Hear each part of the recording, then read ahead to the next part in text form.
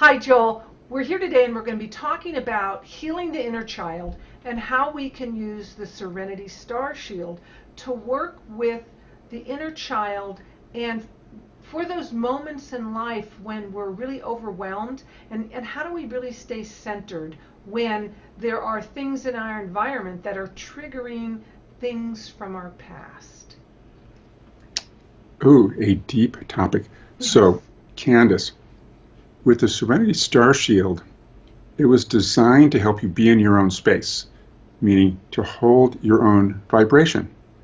Okay. Which means, in this context that you're mentioning, it means that when you are you and other people are other people, your energy is not blending with them too much. So you're not picking up too much of their stuff, and you're able to just be yourself. Okay. That protects the inner child part. If you think about it, kids can be too open because they haven't cultivated a full sense of self yet.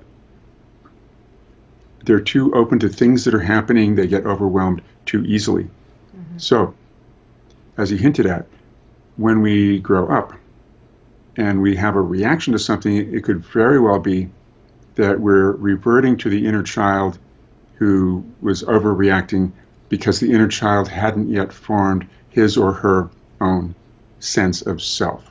Okay. So something that vibrationally helps you just to recognize, this is me, that's you. Wow, this would also, as you described that, I'm thinking, because I was talking to a friend last night whose son is very empathic, and that's kind of what happens with someone who's really sensitive, is that they have a difficult time separating their own feelings and their own thoughts from other people's feelings and thoughts. Yes. So when we're using this, do we just wear it, or if you could just wear it? It has a tiny hole, so you can put a jump ring in it, and you can wear it around your neck, or you just put it in your pocket,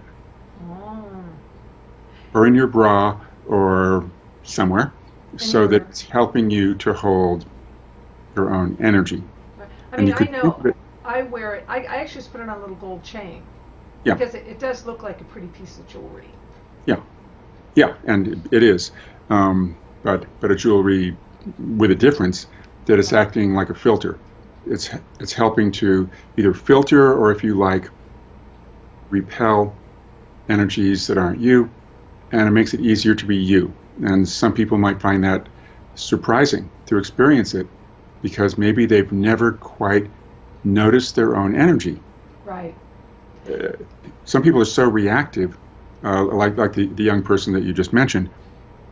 They're so used to vibing with people, they haven't worked out that other people have feelings and thoughts. My feelings and thoughts and identity are my own. Well, and we've all experienced like meeting someone or talking with someone and knowing they're not quite telling us everything. It's like we're feeling that. We're feeling the difference between our energy and someone else's energy. Yes, and to have that recognition, you at least have to have some sense of your own identity. Yes. What concerns me is that in many cases, people have so pushed down their own identity. They've let it become overridden with other people's energies and thoughts and feelings, such that many people think that what they feel and think is theirs. Right. But they're just channeling and receiving, like a sponge receives water, vibes from other people. Right. Yeah. And so, is there any kind of practice we can do with these? Or is there anything we can do with this other than to just wear it? I mean... Okay, well, it is useful just worn. Right. However, if you're feeling that you're not focused or you're taking on too much thought energy from other people, and you're thinking, well, I can't come up with the right conclusion, the right decision, because this person says this and that person says that. So place it in your hand and hold it like so, and just relax your hands and now it's flowing between your hand chakras. It's creating a kind of a circle or a circuit of energy.